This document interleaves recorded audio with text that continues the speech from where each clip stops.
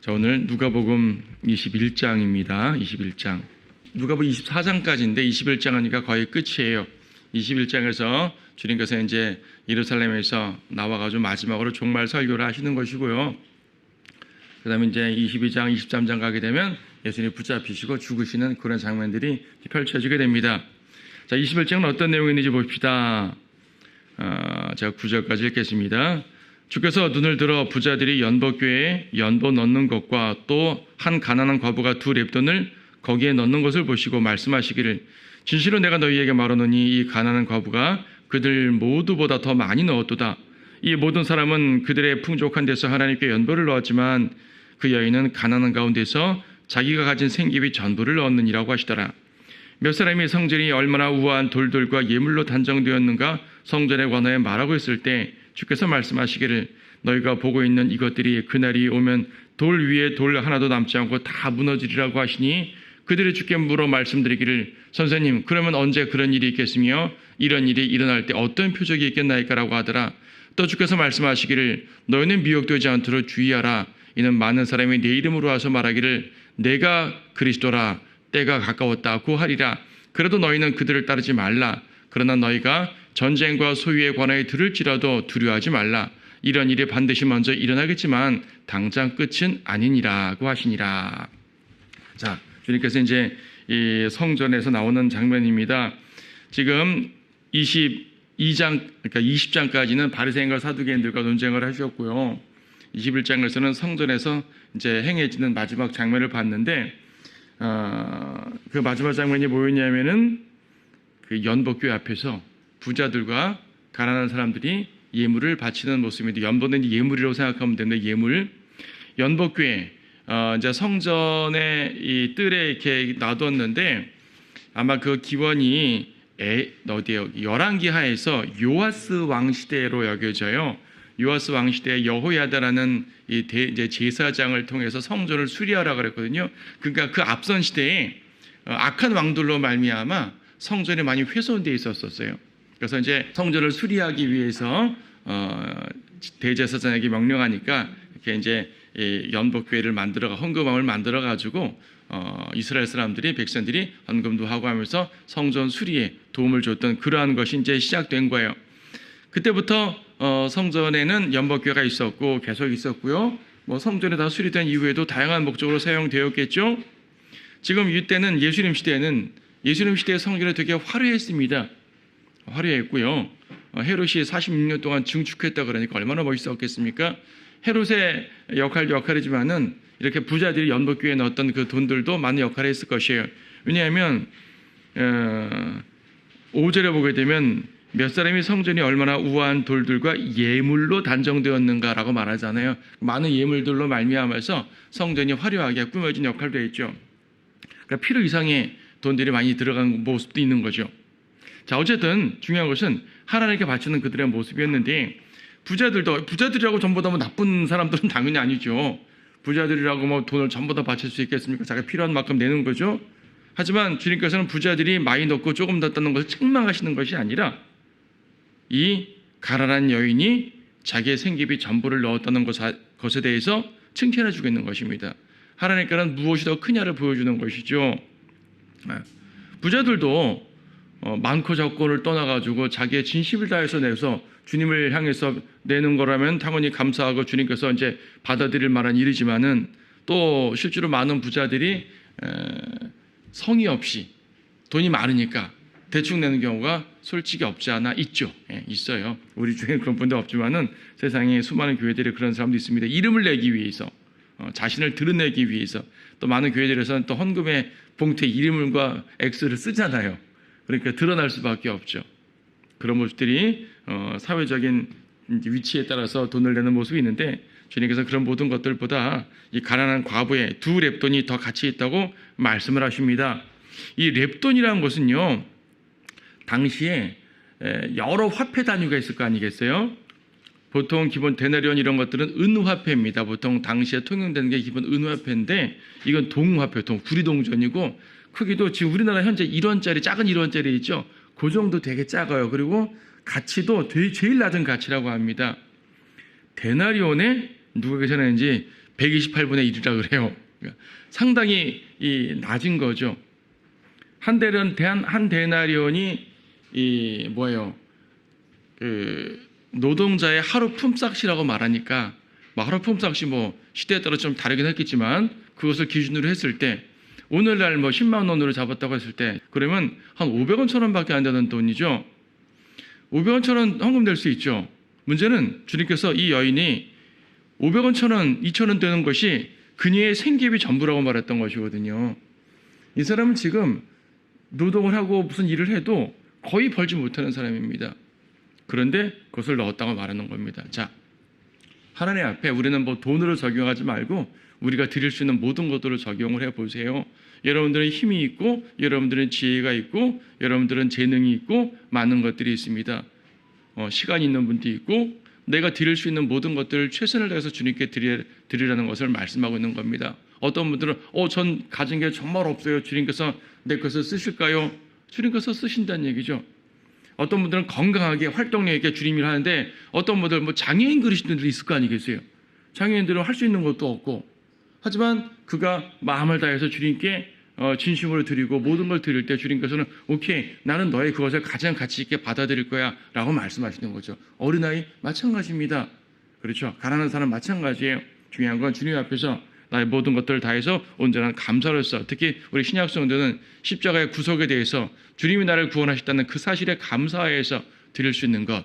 그렇죠. 주님이 그분의 전부를 다해서 나를 사셨는데 나는 나의 전부를 주님께 드릴 수 있어야 된다는 사실을 우리는 기억해야 됩니다. 물론 주님은 우리가 전부를 드린다고 우리 전 재산을 갖다 바치라는 것은 절대 아닙니다. 여러분들은 여러분의 것을 여러분을 사용하셔요. 쓰셔요. 하지만은 이것은 주님의 것이야 라는 전제에서 쓰시는 겁니다. 여러분들 여러분의 몸을 여러분 위해서 쓰십시오. 하지만 여러분의 몸 자체는 주님의 것이라는 전제로 써야 되는 거예요. 그래야지 주님께서 필요할 때 당장 드리게 되는 거죠. 그렇죠. 이건 내 거야. 내 건데 내가 좀만 주님께 드리겠어요. 드린 것만 드린 거고 나머지 내 거야. 하게 되면은 헌신의 범위를 스스로 정하는 거잖아요. 그러니까 주님은 그걸 원치 않으십니다. 내 모든 걸 주님께 드리고 다만 주님께 물리적으로 다 드리는 건 아니기 때문에 주님의 것으로 인정을 하고 내가 내 삶을 사는 거예요. 그러다가 주님께 필요한 것이 있으면은 그렇지 이건 원래 주님 것이 하고 드릴 수 있게 되는 거죠. 나 자신에 대한 헌신이 그만큼 중요하다는 것을 알 수 있습니다. 자, 그 다음 장면은 몇 사람이 성전이 얼마나 우한 돌들과 예물로 단장되었는가 성전에 관하여 말하고 있을 때 이 장면이요. 지금 마태복음이나 마가복음을 통해서 보게 되면 성전을 나가신 장면입니다. 지금 21장의 앞부분에 있는 연복궤는 것은요. 성전의 뜰에 있었거든요. 이제 성전 본 건물에서 뜰로 나와가지고 건물 바꿔서 나가신 거예요. 나갔더니 제자들이 보고 성전 얼마나 멋있습니까? 라고 이제 말하고 있는 것이죠. 이 장면이요. 여러분 손겨놓고 마태복음 24장 말씀 보시게 되면 마태복음 24장과 누가복음 21장이 같은 내용이거든요. 상황이 그렇게 같이 흐릅니다. 23장 끝이 어떻게 됐었냐면 마태복음 23장에서는 바리새인들과 서기관들에게 책망을 막 하신 다음에 23장 37절에서 예루살렘에 대해서 애가를 부르셨죠. 오 예루살렘아 예루살렘아 선지자들을 죽이며 너에게 보낸 사람들을 돌로 치는 자야 마치 암탉이 자기 병아리들을 날개 아래 함께 모으듯이 내가 얼마나 자주 내 자네들을 모으고자 하였더냐 그러나 너희가 원치 아니하였도다 라고 말씀하시고요. 38절에 보라 너희 집이 황폐하여 버림받으리라. 성전을 나가시면서 너희 집이 황폐해서 버림받는답니다. 성전은 누구 집이에요? 하나님의 집이죠. 바로 앞에서는 성전을 이제 장사꾼들이 차지했을 때 뒤엎었을 때는 나의 집, 아버지의 집이라고 말씀하셨었는데 너의 집이라고 그랬어요. 너희 집. 무슨 말입니까? 하나님이 떠나면 하나님 집 아닌 거죠. 그렇죠? 하나님 떠나시겠다는 말입니다. 39절도 내가 너희에게 말하노니 이제부터 너희가 주의 이름으로 오시는 이는 복이 있도다라고 말할 때까지 나를 보지 못하리라. 다시 이제 나를 영접할 때까지 못 볼 거야 라는 말입니다. 근데 유대인들이 예수님을 더 이상 영접할 일이 없었죠. 언제 영접합니까? 재림 때. 그때까지 나를 보지 못한다는 그런 말씀인데 성전을 버리신 거거든요. 아무리 고치려고도 안 됩니다. 떠나시는 거예요. 자, 주님은 지금 성전을 떠나시면서 그걸 더 기분 좋게 버리는 건 아니지 않습니까? 안타깝죠. 암탉이 병아리를 품으려고 했지만 계속 거절하는 모습 보고 안타깝죠. 자, 성전을 떠나시는 마지막 모습이 그 모습이었었어요. 근데 주님은 성전 더 이상 안 들어가세요. 지상생애 중에. 주님은 그런 마음으로 성전을 떠났는데 누가복음 21장 본문 들어오게 되면 사람들의 제자들이 와, 성전 너무 멋있지 않습니까? 예수님, 선생님 너무 멋있잖아요. 성전을 자랑하는 거예요. 지금 예수님은 성전에 대해서 정말 아픈 마음을 품고 이제 내가 떠나면 이 성전 멸망할 텐데 라는 그런 아픈 마음이 있는데 제자들은 주인의 이런 마음도 모르고 그냥 겉보기에만 화려한 것에 취하는 거죠. 주님께서 말씀해 주시는 것입니다. 그런 소리 하지 마라. 이거 다 멸망할 거야. 무너질 거야. 무너질 거라고 말씀하는 겁니다. 너희가 보고 있는 이것들이 그날이 오면 돌 위에 돌 하나도 남지 않고 다 무너진다고 말씀하시는 겁니다. 다 무너지는 거예요. 실질적으로 무너졌고 또 앞으로도 그렇게 될 겁니다. 7절에서 제자들이 선생님 그러면 언제 이런 일들이 있을 것입니까? 이런 일이 일어날 때 어떤 표적이 있겠습니까? 자, 예수님은 성전이 무너진다는 걸 예고하셨고 제자들은 성전이 무너진 게 언제입니까? 라고 물었습니다. 근데 이 예수님 이어진 설명 보게 되면 단지 성전이 무너지는 때를 말하는 것이 아니라 종말에 대한 말씀을 하고 계세요. 종말에 대한 말씀. 성전이 무너지는 것은요, 종말과 연관되는 개념이에요. 우리가 그러면 마태복음 23장 봤는데 24장에서 제자들이 질문할 때 24장 마태복음 24장 3절에 보게 되면 주께서 올리브산 위에 앉으셨을 때 제자들이 조용히 나와서 말씀드리기를 언제 이런 일이 있겠으며 주께서 오실 표적과 자 보세요. 언제 이런 일이 있겠으며 주께서 오실 표적과 세상 끝의 표적을 말씀해 달라고 그러죠. 여기서 이제 이 성전이 무너지는 표적과 주님 오시는 표적과 세상 끝의 표적이 별도로 말하는 건 아니고요. 연결된 개념입니다. 연결된 개념인데 제자들도 느끼기에 성전에 무너지는 것은 곧 세상 끝 아닙니까? 라고 이해를 한 겁니다. 성전에 무너지는 것과 세상 끝 같은 개념으로 질문을 한 거예요. 지금 마태복음 24장에서는 올리브산에 앉으셨을 때라 그러죠. 그러니까 성전을 나오시고 예루살렘 성도 나오시고 제가 지난번 사진 보여드렸잖아요. 동문에서 살짝 굴절기가 있고 그 바로 건너편이 올리브산이에요. 올리브산에 앉아가지고 설교하는 게 정말 설교인데 누가복음에서는 그런 표현이 없지만 마태, 마가 복음에서는 이제 장소를 옮겨신 것을 알고 있습니다. 알 수 있습니다. 그리고 제자들에게 예수님께 언제 이런 일이 나겠습니까라고 물은 것이 모든 제자들이 아니고요. 보면은 이제 베드로, 안드레, 야고보, 요한 4명이 따로 예수님께 가가지고 예수님이 많은 사람들이 모여 있을 거 아니겠어요. 이제 예수님이 한적하게 계실 때 가서 예수님 아까 말씀하신 거 말이죠. 그런 일이 언제 일어나겠습니까? 혹 종말 아닙니까? 그런 일이 언제 일어나죠? 또 이 사람들은 종말이라는 것이 메시아 왕국이 임하는 것으로 또 연결됐기 때문에 주님께서 빨리 오시는 걸로 생각을 했겠죠. 물은 겁니다. 자, 주님께서 쭉 말씀해 주십니다. 마태복음으로 봐도 되지만 지금 우리는 누가복음 보고 있으니까 누가복음을 통해서 보십시다. 자, 8절부터 주님께서 종말의 표적들을 쭉 말씀하시는데요. 일단 기본적으로 이런 모든 일들 성전이 파괴된다는 것이지 않습니까? 성전 파괴되는 것. 지금 문맥적으로 보게 되면 쭉 읽어서 보게 되면요. 성전 파괴에 한정되는 구절도 있고 성전 파괴에 뛰어넘는 더 큰 대환란까지 이어지는 그런 구절들이 있어요. 섞여 있거든요. 그러니까 주님께서 말씀하시는 것은 지금 이중적용이에요. 무천년주의자들은 이런 모든 설교의 내용들을 AD 70년에 예루살렘 파괴되는 거 거기에만 초점 맞춰 설교하는 것은 이제 말합니다. 이건 AD 70년에 성전이 파괴되는 걸 말하는 거야. 예루살렘 파괴를 말하는 거야. 종말이란 따로 없어 라고 말하는 거죠. 대환란 그런 건 없어 라고 말하는 겁니다. 여기서 대환란을 묘사하는 건 뭡니까? 그러면 그건 극심한 고통을 이렇게 시적으로 표현한 거야 라고 말하는 거죠. 아니에요. 문자 그대로 보는 겁니다. 문자 그대로 보면은 과거 AD 70년에 파괴된 것도 적용되고 미래의 대환란도 적용되고 이중적용 이런 것을 보통 우리는 예언의 이중적용에다가 표현을 해요. 구약성경에도 초림과 재림을 한꺼번에 말한 것이 있잖아요. 이중적용. 구약에도 바빌론 포로와 대환란을 함께 말한 것이 있잖아요. 이중적용. 제가 다른 시간에 종종 설명드렸었죠. 예언의 이중적용이라고 말합니다. 자, 메시아를 거절한 성전은 무너지게 돼 있어요. 돌 위에 돌 하나도 남지 않고 무너집니다. 성전 자체로 표현하면 그렇게 되는 거고 좀 더 확장해서 영적인 적용을 하게 되면요, 그건 물리적 성전만이 아니라 인간이 쌓아놓은 모든 화려한 것들은 무너진다고 적용할 수도 있겠죠. 문자적으로는 성전 파괴를 말하지만 영적으로 적용한 말입니다. 즉 이 세상이 무너지는 겁니다. 인간들이 무수한 자기들의 지혜와 문명의 이런 모든 걸 총망라해가지고 만들어놓은 모든 것, 하나님을 거절한 인간들이 만들어놓은 모든 화려함들은 다 무너져요. 그것이 건축이든 그것이 어떤 조직이든 어떤 힘이든 어떤 국가든 어떤 사회든 이 세상 자체 멸망할 수밖에 없습니다. 주님 앞에 이 세상은 다 녹아내린다고 말씀하고 있는 거죠. 자, 주님 8절부터 재림의 징조들을 쭉 말씀해 주시는데요, 꽤 긴 본문입니다.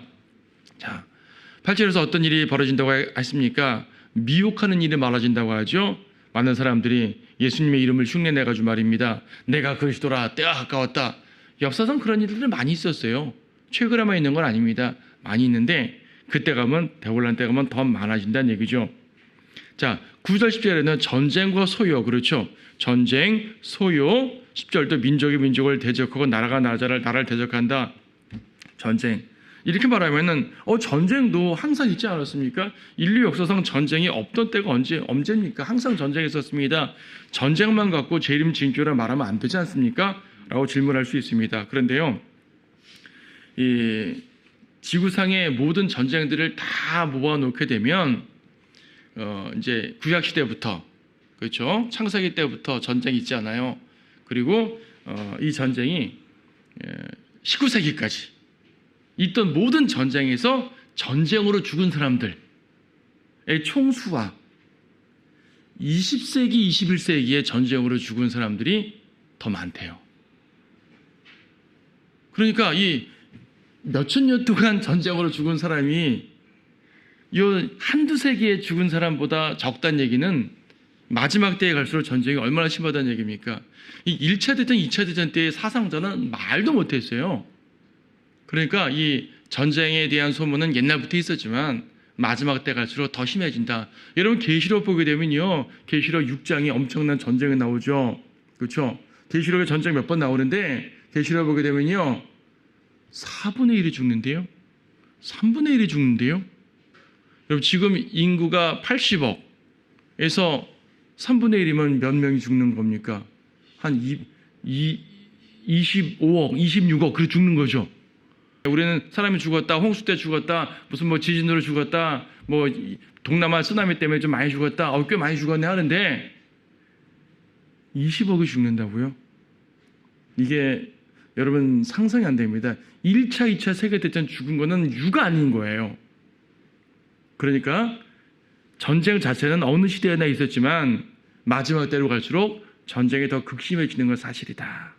그러므로 이것도 재림에 대한 징조가 맞습니다.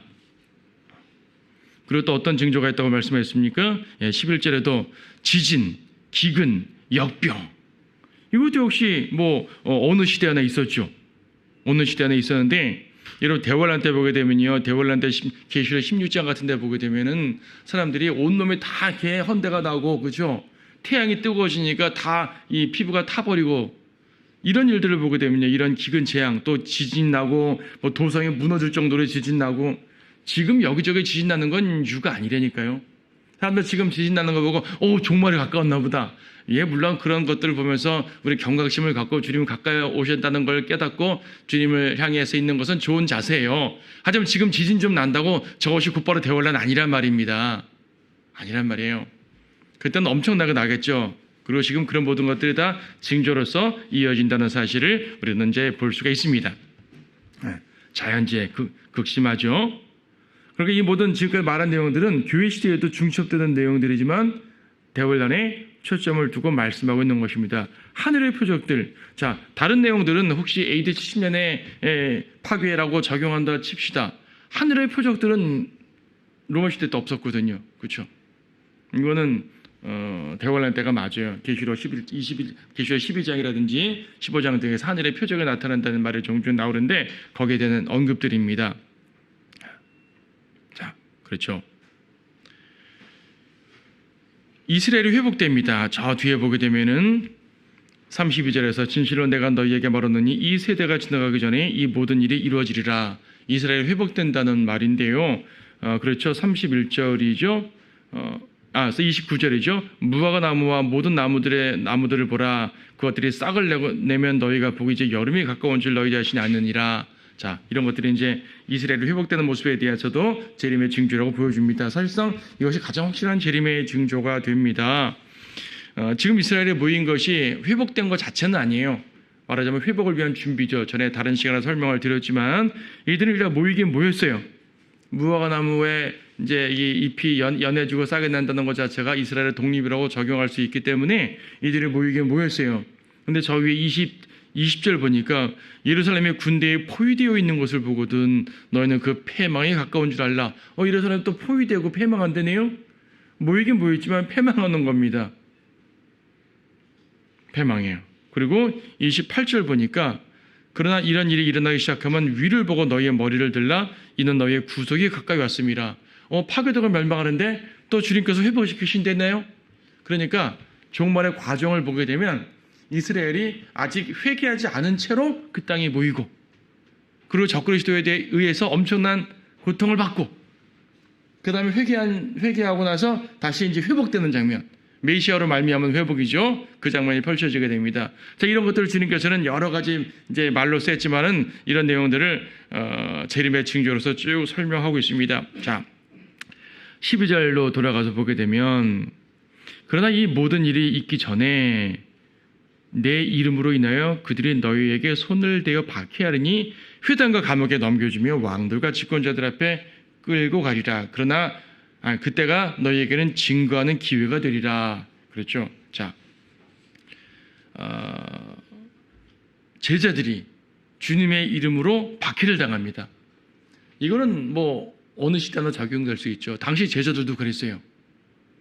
성전이 AD 70년에 파괴됐으니까 사도행전이 AD 30년에 33년에 시작돼가지고 40년 동안 사도 바울이 전도도 했고요. 베드로나 다른 사도들도 그랬고요. 그 사이에 많은 순교자들이 죽었고요. 바울과 베드로도 AD 70년 되기 전에 죽었거든요. 그러니까 많은 순교자들이 있었어요. 그러니까 제자들에게 직접 적용되기도 하고 12제자에게 적용되기도 하고요. 또 교회사 기간 동안에 많은 사람들이 주님의 이름으로 고통받는 거 맞죠? 지금은 중세시대처럼 뭐 공산권 국가처럼 직접 죽임을 당하지 않는다 하더라도 다양한 정도와 방식으로 우리들도 박해를 받았던 것이 있습니다. 환난 성도들 마찬가지입니다. 환난 성도들, 지금 유대인들은 예수님을 믿지 않는 유대인들이지만은 대부분이 환난 때에서 환난 성도라고 한다면 예수님을 믿으면서 고통받는 유대인들이 환난 성도인 거예요. 지금 유대인들처럼 예수님 믿지 않고 율법 지키는 사람들은 환난 성도 아니에요. 환난 성도는 예수님도 믿고 율법도 지키는 사람들인 거죠. 자, 그래서 예수님의 이름으로 고난을 당하게 됩니다. 그래서 어느 시대나 다 적용될 수 있어요. 증거하는 기회가 되리라. 지금 13절에서 여러분 되게 중요한 표현입니다. 여러분이 고난을 당하잖아요. 고난을 당하는 것은 주님을 증거할 수 있는 아주 좋은 기회가 돼요.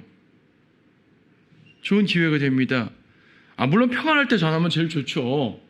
제일 좋지만은 고난 당할 때 특히 더 증거할 수 있는 기회가 많아져요. 사도 바울도 그랬고요. 많은 사도들도 그랬고요. 특히 중세시대에 우리가 교회에서 봤지 않습니까? 교회에서 보게 되면은 이 사람들이 평상시에는 박해를 피해서 산골짜기 숨어 살잖아요. 숨어 사니까 사실 증거할 기회가 없죠. 자기들끼리 사니까. 근데 로마 카톨릭 군대가 쳐들어와서 끌어간단 말입니다. 감옥에 가둡니다. 고문합니다. 그때 그들은 가톨릭 사람들을 만나는 거예요. 그때 증거하는 거죠.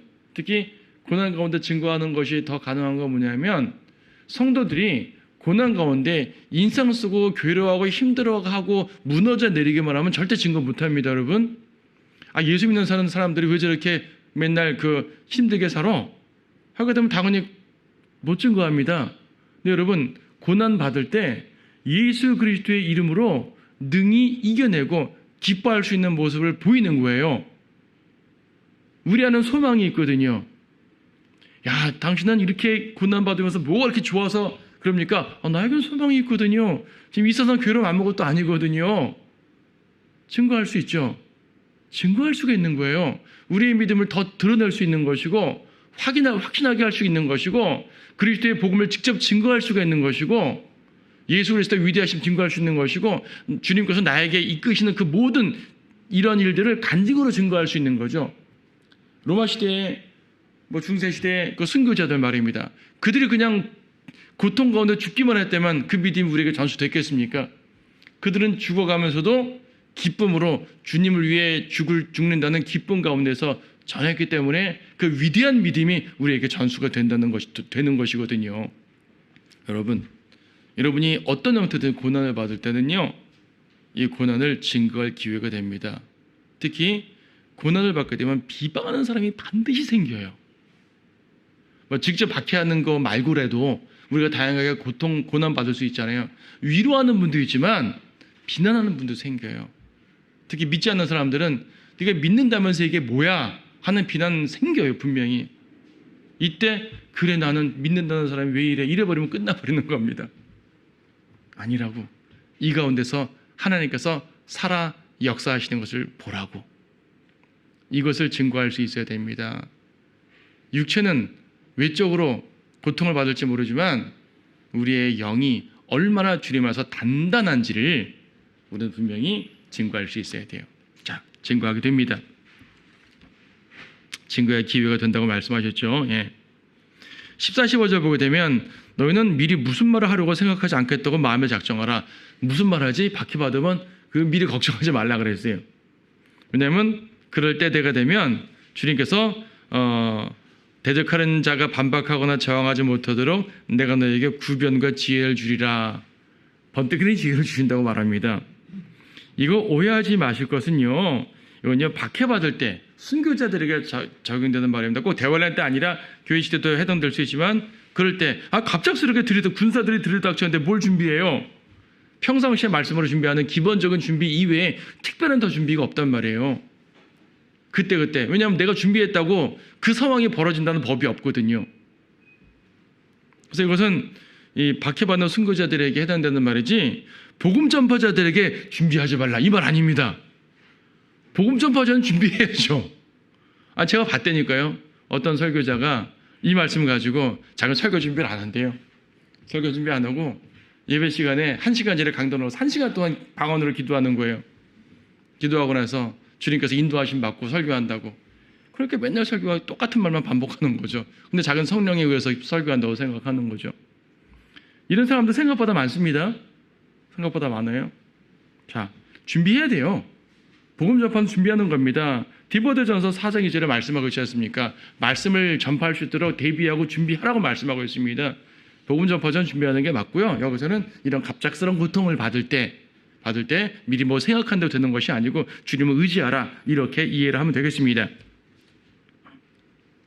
17절에서는 또 너희는 내 이름으로 인하여 모든 사람에게 미움을 받으리라. 그렇죠? 이것도 모든 시대의 그리스도의 종들, 그렇죠? 우리를 포함해서 대환란 때 마찬가지고 미움을 받죠.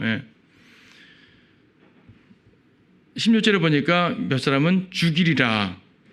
죽습니다. 18절은 머리카락 하나도 손상되지 않으리라. 아니 누군 죽는데 또 누군 손상되지도 않아요. 머리카락 하나도 손상되지 않아요. 무슨 말이에요? 죽는 사람도 있고 보호받는 사람도 있고 다 그렇습니다. 하지만 둘 다 주님의 이름으로 주님께 영광을 돌립니다. 여러분 이러한 비슷한 예를 어디서 볼 수 있냐면 다니엘 3장에서 볼 수가 있습니다. 다니엘 3장 보게 되면 여러분 잘 알죠. 사드락과 메삭과 아벳느고 알죠.